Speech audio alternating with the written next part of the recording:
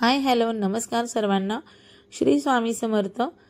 आज आपण मस्त असा झटपट आणि एकदम साधी सोपी रेसिपी आहे तर शेवयाचा उपमा पाहणार आहोत। तर तुम्हाला तेच उपीट पोहे शिरा खाण्याचा कंटाळा आला असेल तर या पद्धतीने हा शेवयाचा उपमा नक्की करून पहा। चला तर मग रेसिपीला सुरुवात करूया। इथे मी मस्त अशा बारीक शेवया घेतलेल्या आहेत, या रव्याच्या शेवया आहेत। तर इथे आपण सर्वप्रथम गॅसवरती कढई तापत ठेवलेली आहे, त्यामध्ये 1 चमचा भरून तेल घातलेलं आहे। त्यामध्ये आपल्याला ह्या शेवया छान अशा भाजून घ्यायच्या आहेत।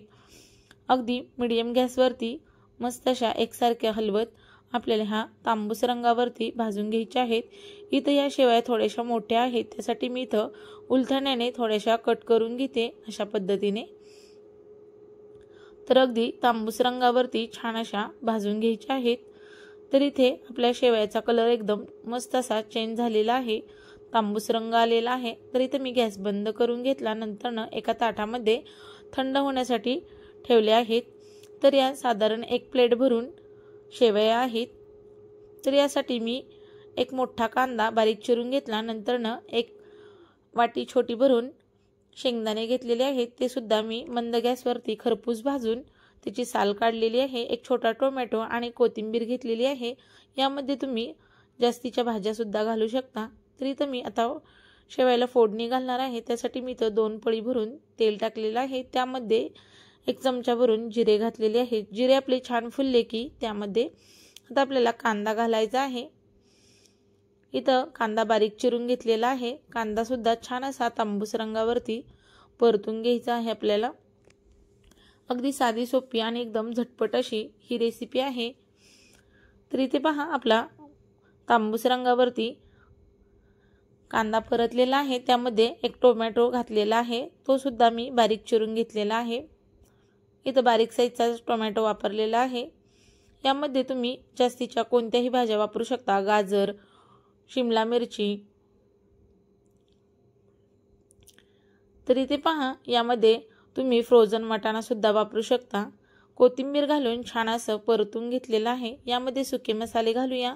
तरी 1 चमचा भरून लाल मिरची पावडर, 1 चमचा भरून पावभाजी मसाला घातलेला आहे, 1.5 चमचा तर पावभाजी मसाला नक्की घालायचा आहे आणि आपल्या शेवयांच्या उपम्याला मस्त अशी टेस्ट येते। अर्धा चमचा हळद घातलेली आहे आणि 1 चमचा भरून धना पावडर घातलेली आहे। या पद्धतीने तुम्ही या शेवयाचा उपमा एकदा नक्की करून पहा, खूप मस्त एकदम टेस्टी असा तयार होतो। तर इथे पहा मी दुसऱ्या गॅसवरती पाणी गरम होण्यासाठी ठेवलं होतं। तर इथे मी 1 प्लेट भरून शेवयासाठी मी 2.5 ग्लास भरून पाणी गरम करण्यासाठी ठेवलं होतं। त्यामधील मी 2 ग्लासच पाणी घातलेलं आहे, अर्धा ग्लास आपण शिल्लक ठेवलेला आहे। वरतून लागलं तर आपण घालणार आहोत। यामध्ये चवीपुरतं मीठ घातलेलं आहे मी।